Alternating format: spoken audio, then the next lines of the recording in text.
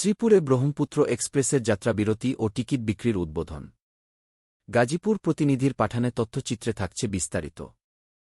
গাজীপুরের শ্রীপুর রেলস্টেশনে আন্তঃনগর ব্রহ্মপুত্র এক্সপ্রেস ৭৪৩-৭৪৪ ট্রেনের যাত্রাবিরতি ও টিকিট বিক্রির কার্যক্রম আনুষ্ঠানিকভাবে শুরু হয়েছে। ২৮ জানুয়ারি রবিবার সকালে এ উপলক্ষে শ্রীপুর উপজেলার প্রধান সড়কে আনন্দ র্যালি ও স্টেশন এলাকায় বাদ্যযন্ত্রের মাধ্যমে উৎসবমুখর পরিবেশ সৃষ্টি করা হয়। ট্রেনটি স্টেশনে পৌঁছালে ইঞ্জিন ফুল দিয়ে সজ্জিত করা হয়। উদ্বোধনী অনুষ্ঠানে মুক্তিযোদ্ধা, শিক্ষক-শিক্ষার্থী, ব্যবসায়ী, চাকরিজীবীসহ বিভিন্ন শ্রেণী-পেশার মানুষ অংশ নেন। শ্রীপুর বাজারের ব্যবসায়ী ও যাত্রাবিরতি বাস্তবায়ন কমিটির প্রধান সমন্বয়ক তপন বণিক জানান, প্রায় ৩ বছর ধরে স্থানীয় জনগণ ও ব্যবসায়ীরা ব্রহ্মপুত্র এক্সপ্রেসের শ্রীপুরে যাত্রাবিরতির দাবি জানিয়ে আসছিলেন।